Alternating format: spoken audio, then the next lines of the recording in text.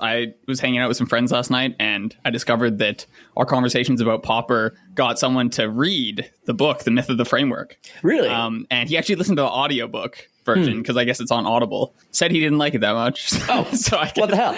I guess he won't be listening to the podcast anymore.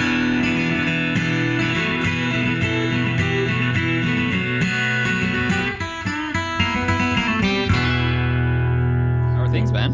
Good. Yeah. Helena and Georgia are in Calgary for the next week and a bit. So nice. Living the bachelor life again for a little while. Nice. Yeah, I went out for the first time actually last night, and first time in a while, and got into some good conversations with some old friends who are now all Marxists. I hadn't seen them in a while and come back, and they're all talking about the virtues of Mr. Karl Marx, which is kind of appropriate for what we're going to be talking about. Oh, fascinating. Yeah. Like full on Marxists, or like? Yeah.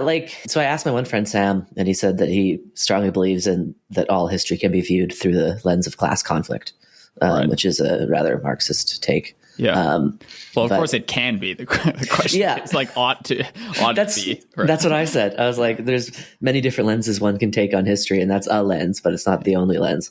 Yeah. But it was fun. These kind of conversations always just explode into 100 different branches, and you can never get anywhere, but it's just fun to enter the fray a little bit. Yeah. It's always just nice seeing, or interesting seeing, where people are like going with their life trajectories too. Like what sort of ideas people are taken by, and how different that is from your takes and other totally takes. It's just like always, it reminds me how non-obvious things are, right? Just like how different like personalities are taken by different ideas, and just like that's always so fascinating to me. Like, really, you actually find this idea compelling, right? It was fun. I don't think any of us changed our minds, but it was a good conversation. So I guess we should set up a little bit what we're talking about today, if you want to dive into it. Yeah. I mean, so we just finished talking about Enigma of Reason last episode, and the gist was that reason is best understood in this like social milieu as like a tool used by people to put forward their own ideas and to argue about it and stuff. I thought it'd be kind of fun to turn to Popper's essay about a similar sort of topic, and just talking about like when fruitful discussion is actually possible. Mm-hmm. And so in particular, he's got this essay called The Myth of the Framework, which is part of a book of the same title, which makes things kind of confusing. By the way, our conversations, I was hanging out with some friends last night, and I discovered that our conversations about Popper got someone to read the book, The Myth of the Framework. Really? And he actually listened to the audiobook version, because I guess it's on Audible. Said he didn't like it that much. Oh, so what the hell? I guess he won't be listening to the podcast anymore. But shout out to Coulter if he's still listening. But I can't imagine it would be that good as an audiobook. Yeah. I feel like Popper's quite dense, and like trying to absorb everything audio wise. Like, ooh, you do have to read it. Yeah, because he goes into the details with like the pre-Socratic philosophers, and it's kind of hard to keep track of all the nuance of his arguments. Yeah. So anyway, it seems like generally right now we're sort of talking about like how to have good conversations, and when conversations are fruitful and valuable, and how to engage in good conversations and come to them in good faith and stuff. And so I thought we'd turn to this sort of classic essay by Popper that touches on a lot of these topics. And so his setting basically is he's trying to push back against what he calls the myth of the framework. And the myth that he's pushing back against is basically the thesis that fruitful discussions are impossible unless participants come to the conversation with some sort of agreed upon framework that shares certain underlying assumptions and certain facts. So there's examples of frameworks, which could be political frameworks, scientific frameworks, general perspectives on life and different philosophies and stuff. So frameworks can be anything. And then what he's going to be pushing back against is this idea that we can't actually engage in a dialogue productively unless we share this sort of framework. Joseph Agassi summarized this. I found a little quote. He said, "You can summarize the myth of the framework in contemporary American slang as you can't argue with a commie." And I like that. But just this idea that unless you have a shared background, you can't have fruitful discussions is the myth that he's going to be challenging. Like a lot of Popper stuff, it seems to be sort of motivated by his personal experience. So like when he was young, I think he's talked about this in other essays, he got like pretty involved with like the Marxist school of thought and was like hanging around a lot of Marxists. He's pretty taken by those ideas, and eventually ended up like disavowing those ideas and moving on. But he feels like he learned a lot from those debates. And in particular, he's learned a lot by engaging with Marxism as someone who's like critical of it. And so he's trying to say like, no, just because I'm now no longer a Marxist or at the time started questioning some of those assumptions doesn't mean it was not valuable for me to like engage in discussion with them and for us to start like criticizing each other's views, right? In fact, like I learned a lot from those kind of exchanges. And so I think that's kind of how he's like coming to the essay. I just happened, as we were preparing for this, just in reading other stuff, I happened to come across two examples which I think sort of exemplify the myth and like stuff he'd push back against in like just contemporary thought. So one actually just came from the Discord like an hour ago as people were discussing some of Paul Graham's essays. He's got this one essay written in 2009, which in general I really like. It's called Keep Your Identity Small. But one paragraph in there, right? So the idea is like he's trying to analyze why like political and religious conversations often go awry. And he says, I think what religion and politics have in common is that they become part of people's identity, and people can never have a fruitful argument about something that's part of their identity. By definition, they're partisan.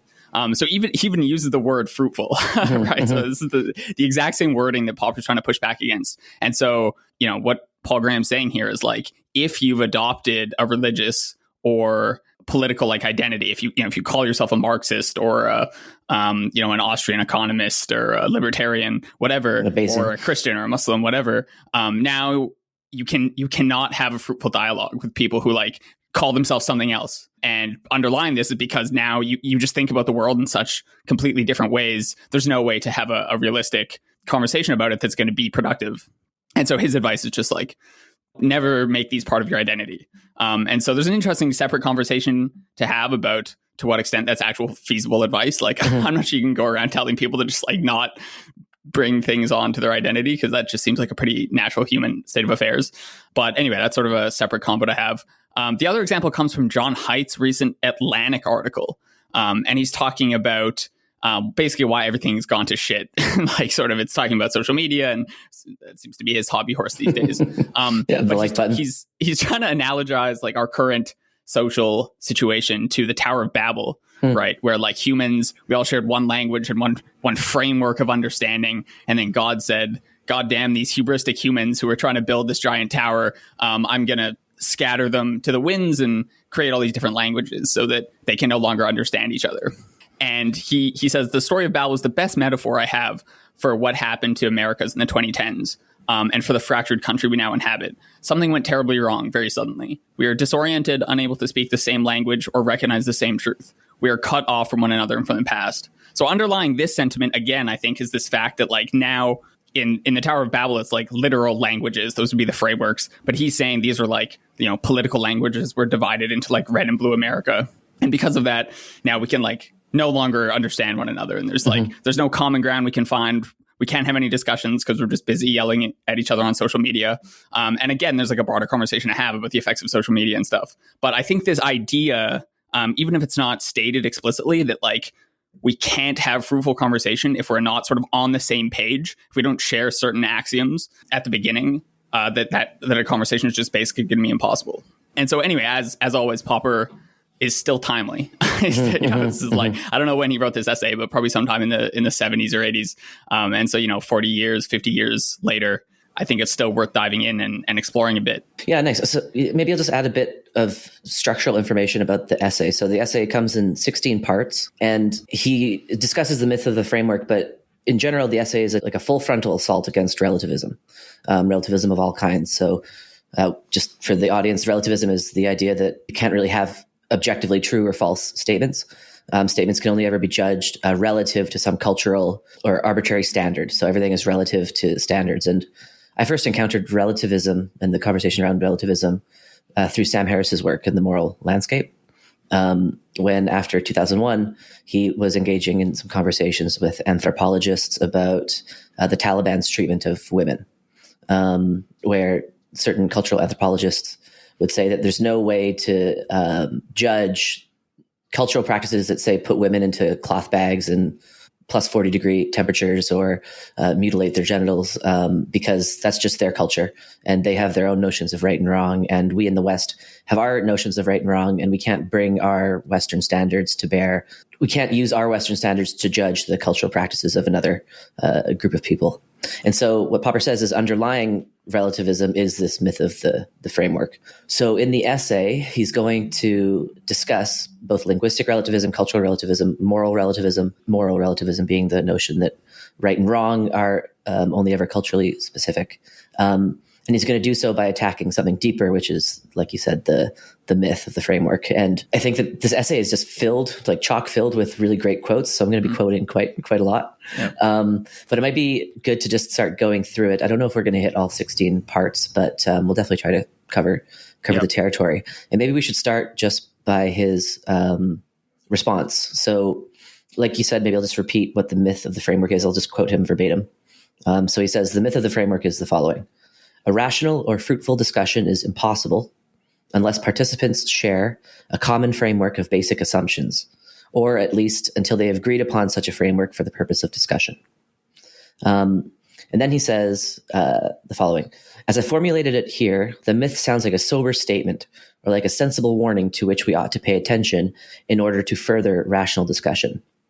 Some people even think that what I describe as a myth is a logical principle or based upon logical principles. I think, on the contrary, that it's not only a false statement, but it's a vicious statement, which, if widely believed, must undermine the unity of mankind, and so must greatly increase the likelihood of violence and war. Because this idea is intrinsically divisive. It says that certain groups of people are beyond rational discussion, and hence rational discussion isn't worth having. And that only leads you with violence, right? So if you have these incommensurable is the word he uses, frameworks, and that's your view of the world, that there's no way to decide between them rationally, right? We can't sit down and have a discussion about it. Then what other way is there to decide to try and convince other people that your framework is correct, right? Mm-hmm. Your last resort is violence. And he abhors violence, as he says, I believe, in almost every essay he writes. And he believes like fighting war of words is just so much better than a war of fighting swords. the war of swords. Yeah, exactly. Yeah. Which I forget the exact quote along those lines, but it's fantastic. Yeah. But it's quite an important point, right? Like if you actually think there's a limit to what we can discuss rationally, and like a limit to how much people might be willing to change their minds, you really have no alternative once you start significantly disagreeing. And, one of you is going to pick up a stick and then you just iterate from there. Yeah, exactly. So his main response is that proponents of the myth of the framework exaggerate a difficulty into an impossibility. He says right off the bat that it's absolutely the case that if, say, you and I don't share a framework of assumptions, a conversation is going to be difficult. But just because it's difficult doesn't mean it's not fruitful. And in fact, a conversation where you and I are in agreement amongst most of our presuppositions, that kind of conversation, he claims, is going to be less fruitful because it's just, in contemporary parlance, circle jerking. Exactly. It's just you and I in agreement. He says at the beginning of the essay, although I am an admirer of tradition and conscious of its importance, I am almost at the same time an almost orthodox adherent of unorthodoxy. I hold that orthodoxy is the death of knowledge, since growth of knowledge depends entirely on the existence of disagreement. And disagreement may lead to strife and even to violence. And this is very bad indeed, for I abhor violence. This is where he says, I abhor violence. Yet disagreement may also lead to discussion, to argument, and to mutual criticism. Because disagreement is two people thinking hard about the same thing and having different opinions. And this is where you get the best criticism, when people have genuine disagreement. And then he says, and these I think are of paramount importance. I suggest that the first step towards a better and more peaceful world was taken when the war of swords was first supported and then even replaced by a war of words. This is why the topic is of practical significance. So disagreement is a good thing, provided it leads to mutually enriching criticism, and provided, of course, that it doesn't lead to violence. And this is why the clashing of frameworks can be very fruitful indeed. And so continuing on the fruitful thing, he says, I think that we may say of a discussion that it was more fruitful the more the participants were able to learn from it. And this means the more interesting questions and difficult questions were asked, the more new answers they were induced to think of, and the more they were shaken in their opinions, and the more they could see things differently after discussion. In short, the more their intellectual horizons were extended. And so, to reiterate, his attack on the myth of the framework, his central thesis is that through difficult conversations, much fruit can be gleaned. And proponents of relativism, he says, put before us standards of mutual understanding which are unrealistically high. And when they fail to meet these standards, they claim that understanding is impossible. So if you assume that a discussion is only fruitful if the participants fully converge and agree at the end of it, and everyone has their mind changed and everyone agrees, if that's what your standards of success look like, then anything that falls short of that is going to be deemed a failure. But Popper's point is no. What matters is if our horizons were broadened, if we see our own perspective perhaps a little differently, if we understand the perspective of our opponent perhaps more clearly after discussion, even if no minds were changed, like the conversation I had with my friends at the bar yesterday. Neither of us changed our minds, but I learned a little bit more about where my position was weak when I couldn't respond to some of the things that they were saying. And it gave me a list of things I need to look into afterwards. And I learned a lot from it, even though we didn't converge at the end. So part of this essay is just like a passionate defense of power of difficult conversations, and defense of their importance. And that's why I think in the era of Twitter and social media debates and stuff, this is so relevant, because I think people see Twitter as just a giant battleground and decry the state of the conversation, when I see it as bringing these kind of difficult conversations into the public sphere, and we can learn a lot from them. Oh man, there's so much good stuff here. Okay, so it strikes me, as you were talking, I was thinking like if you had an environment where most conversations that started with people in slight disagreement ended in agreement, that would be quite a bizarre situation, right? Because assuming that like truth is sort of hard to come by, if you were in an environment where every conversation was just leading with both participants going, oh yeah, I think you're right, I think that would actually just imply coercion and a very bad social environment where you have to agree, otherwise something bad's going to happen to you, right? So like this is what made USSR during the Soviet era like so terrible, right? And that's an example of like a framework gone awry, where you have some framework, people don't feel they can actually disagree with it, and so you get almost like comical levels of bad reasoning happening at like a countrywide level. Yeah, you expect most conversations to actually have like a significant amount of error on both sides, and what you want from a conversation is like perhaps some more agreement, but really you just want better arguments on both sides, right? So that when arguments do finally like collide and you have to decide between them, you actually have the best version of each argument. A fruitful conversation doesn't necessarily mean reaching consensus. It just means making each side a little bit more aware, like you were saying, of the weaknesses, of the deficiencies of their position. So the next time they argue it, they can be a little more nuanced, a little more subtle, a little more powerful. And then maybe at that point, they'll start convincing people, or maybe they'll receive even stronger pushback. And that'll like shed light on even more weaknesses, right? And so either one of those things is good. The other just amazing Popperian move is examining the delta basically between how much progress can a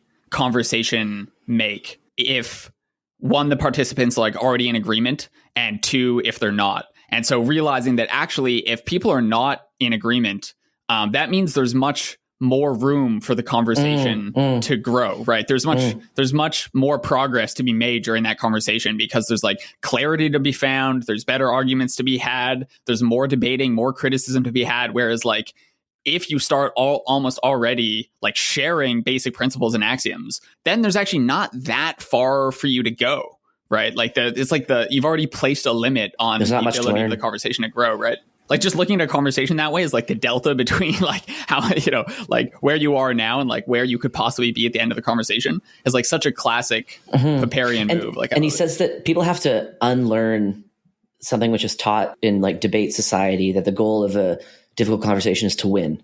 to win the debate, which is you have two positions. One represents absolute truth and the other position represents falsity. And winning debate is the conquering of truth over falsity. And that has to go totally out the window because what's really valuable is even the slightest clarification of one's own problem, even the smallest contribution made towards a clearer understanding of one's own position or the position of one's opponent. So clarity and progress are what we seek in difficult conversations, not victory. And then he also there's one little sentence which went past me the first time, but I really like it. He says that it's for this reason that no change in one's position should be made surreptitiously. So it should always be stressed and the consequences explored. So if your mind, and this is something I try to do, whenever my mind is changed, I try to emphasize it loudly and proudly in real time, exactly what was said to change my mind and how my mind has been changed, so that becomes more fodder for discussion. And it's just so it's freeing slightly when you enter into these kinds of conversations with the goal of clarifying your own position, and when you don't consider a conversation to be a failure if you haven't successfully convinced the other person of your view, but if you've been pressure tested and if your views have been challenged by your interlocutor, then that's what success looks like. And I just really like that because then you don't enter into these conversations with the goal of having to win, which is such a stupid thing to do. It's interesting how well this aligns with the thesis of Enigma of Reason we were discussing, right? Like, it's kind of unbelievable, like reading. I mean, I guess you could have read them in any order, but just having read that book like last week and then discussing this week, like, it's unbelievable that they're not contemporaries almost. Popper, Mercier and Popper, right? They're just, it's such similar writing and like such similar emphasis on argument and the style of conversation, and just assuming people like will be biased and are coming at things from a whole variety of angles. And like, you know, it's very rare for someone to have like the absolute truth, right? And like just the focus on trying to make progress over using conversation instead of, I don't know, whatever, sitting in your room and debiasing yourself or whatever. Debiasing your beliefs. Or taking implicit bias test, maybe. Middle of the podcast, but my name is Vaden Masrani from the University of British Columbia. And this is my good friend, Ben Chug from Stanford Law. We're supposed to work that in at the beginning, but we'll work it in at random points throughout the conversation. Stick with us long enough, you'll figure out who we are. Yeah, okay. Yeah. So, at some point I want to talk about, I think his language examples are like very cool. And I think he weaves language in a very cool way. So I want to talk about that. Yeah, so he takes this almost odd diversion. I felt like the first time I read the essay, he sort of goes on this tangent where he's talking about language. And it wasn't quite clear to me like what was happening until I got to the end of the essay and then reread it. And realized that he's using I think he's using language like as a very real way to demonstrate that frameworks actually can't possibly be incommensurable. You know, you have ideas, and then if you are able to linguistically formulate those ideas, right? So you're able to like express those ideas in language somehow. Then they have the ability to be criticized by other people who share that same language. Okay. Then the question is, are languages universal? Because if they were, and by universal, I just mean like, can they express all ideas? Because if so, then criticism is like always possible, regardless of the idea, right? So no matter like the language or background or someone, they can always engage with the idea and criticize it. But then he actually dives a bit into like linguistic scholars to try and kind of answer this question, I think. And he actually realizes that at least, we should actually start getting into linguistics a bit. I think it's kind of like a fascinating area that I'm not that familiar with. But he seems to be persuaded that languages aren't actually universal, right? And this, I guess, is kind of obvious from like the idea of like Creole and Pidgin languages, right? There are languages that can't express all ideas. But he argues they can change always to adopt new ideas and to incorporate new concepts. And so they aren't necessarily universal as they exist right now, but they do have this sort of universal capacity to expand and adopt concepts. And so because of that, he kind of uses this as like a way to argue purely linguistically that like the idea of ideas being or frameworks being incommensurable with one another, like unable to be analyzed, is like just impossible. Because if they can be formulated in languages and all languages have the ability to either express those ideas or change in order to express those ideas, then they can be argued and debated. And then he's got this sort of secondary level, I think, where he's actually analyzing languages as frameworks themselves, and saying, kind of using it as like languages can be, people might say that languages are prisons, right? Your view of the world is always shaped by means of the language you speak. And so it's never going to be possible to see the world the same way as someone like an English speaker and a French speaker, an English speaker and a... Just to comment there. So that's a kind of relativism. Is linguistic relativity is, I think, the search term. And this came from, Benjamin Whorf. It's called the Whorf-Sapir hypothesis, that your view of the world is filtered through the language you speak. And that's, I think, true to some extent, like the notion that certain, say, bands of people in the North have many different words for snow and then can differentiate different kinds of snow more clearly. Similarly to how in English we have a lot of different words for computers, and we can differentiate between smartphones, laptops, etc. This is a kind of relativism. And so one way you could interpret that is that a conversation between two people that were brought up in different languages is going to be impossible because they're seeing the world differently. And he's responding to that notion. And so just to contextualize a little bit about what you were saying. Nice. Yeah. That was super helpful. And then, I mean, that's when his conclusion from the last use of language starts to come into play. He says like, this may be true, but languages like evolve all the time. And this seems to be borne out, like even just right now, by like John McWhorter's work and stuff. Yeah, right? exactly. Like his whole thing is like how languages evolve and contextualize based on certain social situations. And I think McWhorter cut his teeth actually by attacking strongly this idea of linguistic relativity. So I think really? So I think one of his earlier books, I haven't read it, is him just dismantling this idea that different speakers intrinsically have different kinds of concepts they can represent. And he attacks that pretty strongly. Yeah. Oh, that's so cool. Anyway, so yeah, then Popper basically says, you know, it may be true that languages, if you just view them statically right now, are able to express different concepts. When you look at them like as a time series, right, they're always evolving and contextualizing and changing depending on like clash of cultures and everything. And so that, you know, in principle, there's actually nothing we can't understand or can't eventually express in our language because it'll change for whatever need we have. I think part of at the end of this discussion, he talks about this important notion of like, is it possible to step outside your framework? So there's this nice quote he has actually from a different essay. The essay is called Normal Science and Its Dangers, where he's responding to Thomas Kuhn.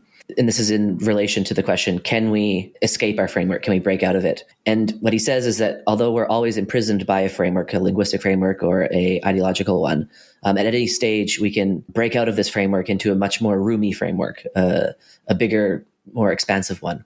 And while we are always imprisoned by our current use of language or the current set of ideas we have to make sense of the world, at any point we can criticize our framework and move to a new one. And I like that because it's realistic in the sense that he's not pretending that it's possible to escape this. He's simply saying that it's not final. No framework is a final framework. And that, I think, is a powerful insight because it says that no assumption, no axiom, no principle should be beyond criticism, beyond the ability to be challenged. And it's through this clash of frameworks where you actually have to start doing this. You have to start challenging your own assumptions and your own principles. And in that way, we can progress from one framework to a better framework. This is in contradistinction to Thomas Kuhn's view of science and of rationality. Kuhn's so interesting for me. Like, have you read Logic of Scientific? Structure of Scientific. Structures, yeah. No, I haven't read it, no. Yeah, it'd be interesting to read because I don't know. I always feel like I must have misread it because whenever people talk about Kuhn, I'm always like, I don't think he was much more descriptive and much less normative than at least that was my take on him. And I remember him saying after Popper and others criticized him when his book came out, like, I feel like people read a different book than what I wrote. And that's exactly how I feel when people talk about Kuhn. Okay, that's good. So I've seen him criticize. I mean, Popper criticizes them all the time, and others do as well. And so my understanding of Kuhn is he talks about paradigm shifts, right?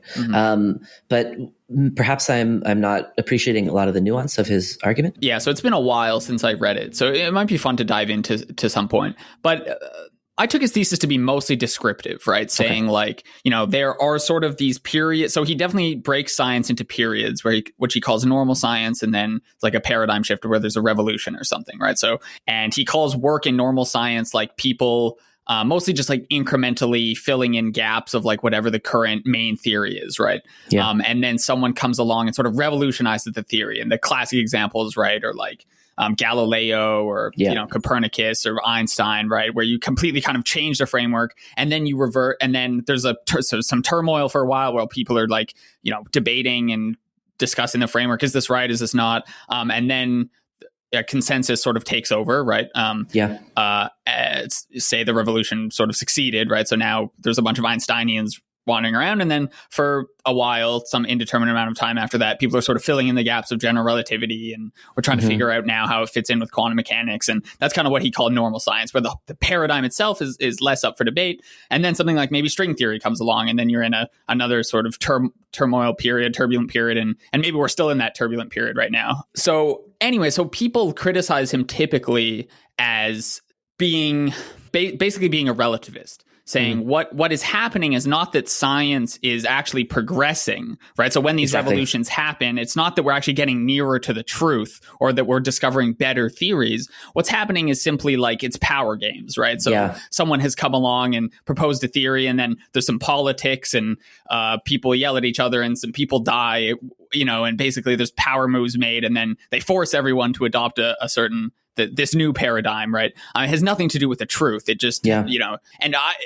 I didn't read him as saying that at all. I read the book much more as like just a descriptive account of how a lot of science has progressed that fits in pretty well with my understanding of the philosophy of science, and even of how things work in like machine learning, right? Which a lot of it is just like, someone proposes CNNs and everyone goes wild. And then a lot of the work is like, okay, well, how far can we push this, et cetera? And, and then someone proposes transformers, right? And it's like, oh, okay, now this is kind of another new framework we can work in. Anyway, so I know he gets criticized a lot for sort of sociological takes, but I don't know, it's just funny. Yeah, I just have this weird, like, out of mind experience whenever people are criticizing Kuhn, because I'm like, is that really what he's saying? That's good, because what I know about him kind of just comes from the culture. I haven't read the book, so it's very likely that the imprint that he's made on culture is not exactly what he wrote about in the book. So that's a good point. It's been made enough that I'm starting to think that I should reread it, and maybe I was too light on him. Yeah, it'd be interesting to reread it like after we've dove into Popper's stuff so much. So we may notice things that we wouldn't have noticed had we not kind of immersed ourselves in the land of Popper. Maybe get us back on track. Get us back on track. Yeah, one thing is another similarity actually with the Enigma of Reason. I think one question that they both sort of leave us with, both the essay that is and the book, The Enigma of Reason, is how to actually create the goodwill needed for conversations to go somewhere. So Popper, what he's arguing against is the impossibility of having fruitful discussions if people are coming from different frameworks. But he doesn't say fruitful discussion will always happen, or that it's easy.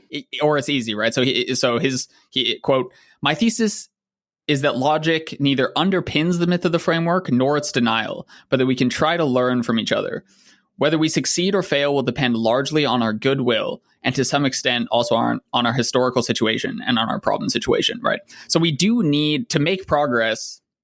We need to bring an open attitude to these conversations, right? We need to recognize that we're fallible, that we could be wrong, that we're opening to our position possibly being falsified or being strengthened by criticism, right? But we need to come willing to actually like engage in the conversation.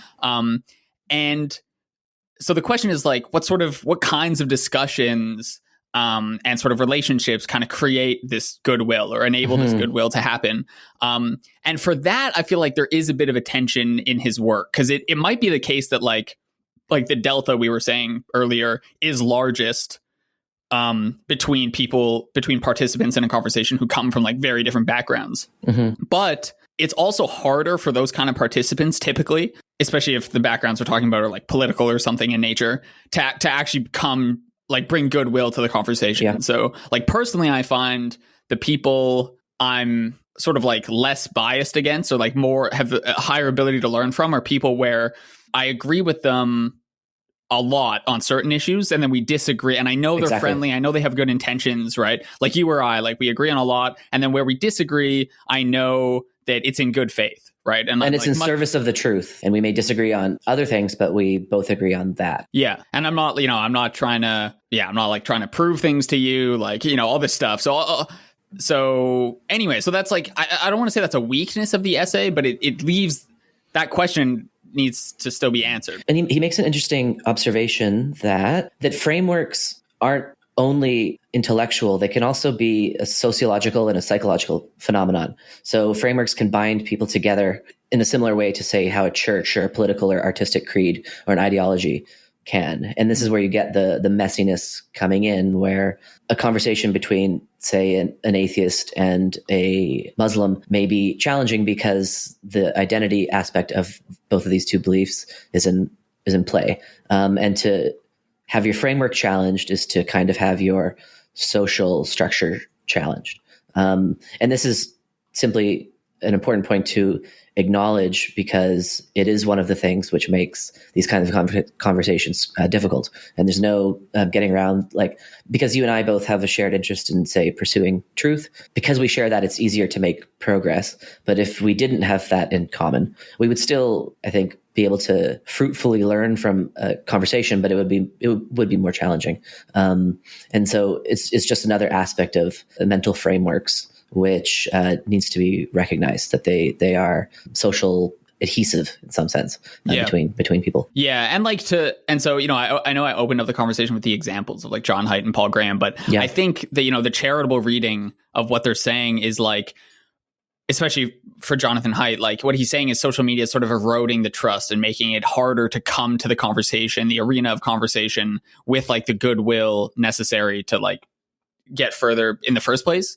And so he might not be saying that it's impossible to have good conversations if you come with different frameworks, just that, social media is making it hard to come to the conversation in the necessary sort of state of mind. Yeah. Do you find that persuasive? Because I think his attack on social media is a little bit misguided, in the sense that never before have we had the ability to have an ongoing dialogue with a billion different people at once. Mm-hmm. And a billion different kinds of opinions are all clashing on the internet at once.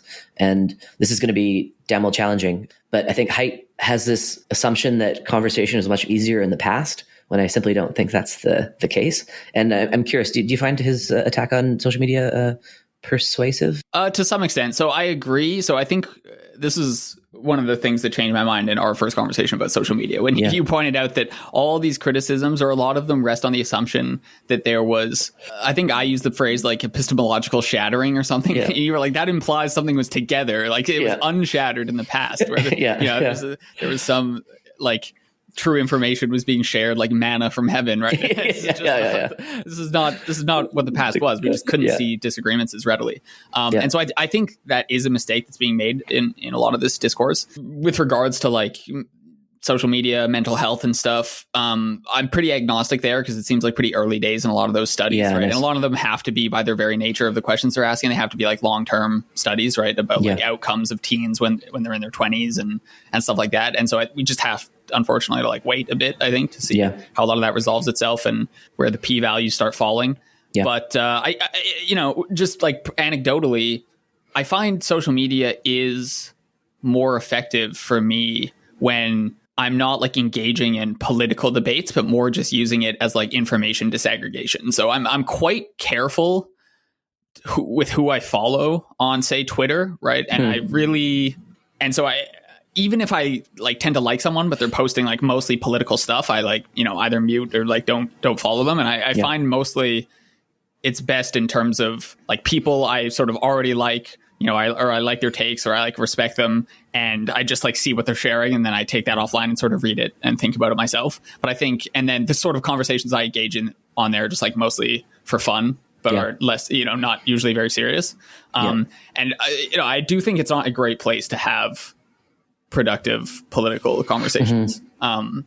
Yeah, I think used in conjunction, I think podcasts are probably the healthiest place where these kind of productive conversations are happening, because you have face-to-face or Zoom-to-Zoom interactions, and you can have more long-form discussion, where Twitter incentivizes trying to come up with pithy one-liners, where that's not maybe the best for a long-form discussion. But it does bring people together, and many instances of people meeting on Twitter and then having podcast discussions from there. So as one kind of social media amongst many, I think it's perhaps necessary.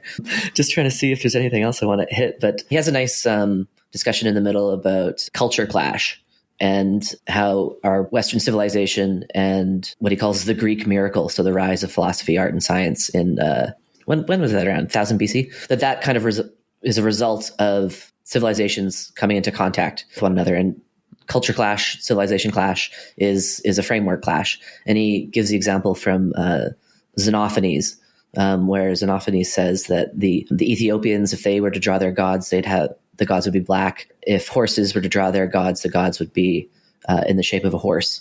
And this is an example of being forced to think critically about certain assumptions that had been made when being exposed to a different kind of framework. So the assumption that all gods must be polytheistic Greek gods from Homer's time was challenged when Xenophanes met other cultures. And I just thought that was a nice reinterpretation of that famous quote from Xenophanes. But yeah, maybe if we're kind of winding down, just some concluding thoughts. I think this is definitely one of Popper's best essays and well worth reading. The whole book is worth reading, but definitely this essay in particular.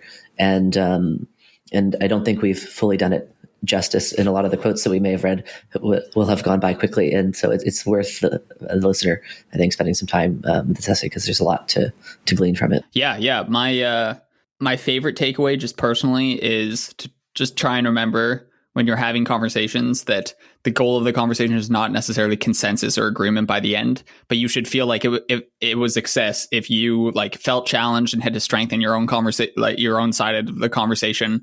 Even if the other person got frustrated, or even if you got frustrated, if there was a little bit of nuance that now you have to grapple with, or a little bit of confusion that you now have to sort out, even if that's uncomfortable, that's a win, right? Yeah, so exactly. If if you're trying to gamify life to any extent, you can start looking on those kind of moments where you're almost more frustrated or a little bit confused or discomforted after a conversation. That's kind of a win, actually, because now you have to sort out your own position.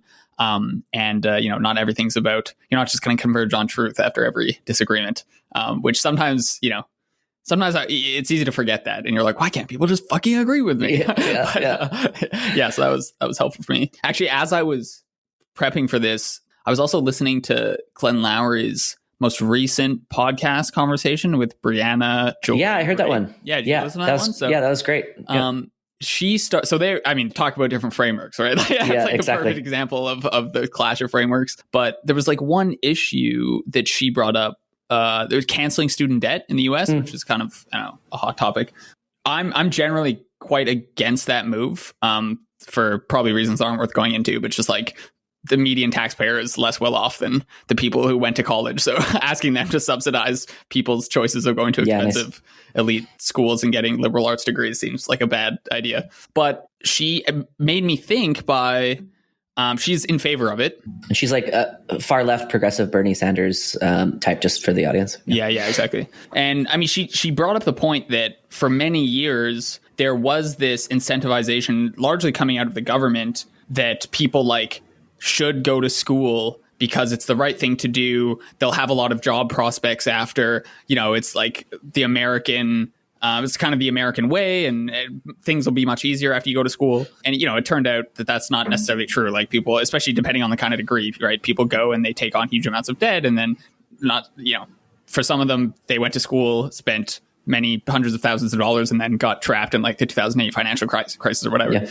But so, my point is that I'm not now convinced of her point, but she's added a dimension of thought there for me that now I have to grapple with. I hadn't actually thought about the incentives coming, especially like from the government that was telling people to go to school, right? And so that's like a whole other dimension of the problem now that I have to think about. Yeah. When I was listening to that conversation, I kept thinking, I don't agree with her, but I would also get crushed if I was to try to talk to her, because she was a very powerful debater. And it's a good example of having my own framework shaken a little bit, because there were many things that she said. I couldn't give any specific examples, but I think she said where my reaction was something like, I don't think that's right, but I don't know what's wrong with it either. and just doing the work of having to engage with a lot of her claims. Like, that's why Glenn Lowry is so great, because he has people on that are quite opposite of his view. And it was just a nice example of my own framework getting shaken a little bit, listen to her speak. Nice. Well, it seems like a good place to end it. I had a lot of notes, but we went by them quite quickly. Ripped through it. So that's good. I don't know what we're going to talk about next time. I think the plan is to get back to a Conjectures and Refutation series at some point, and kind of keep ambling our way through this land of rationality and scientific explorations and stuff. Yeah. Booyah, buddy. Fun.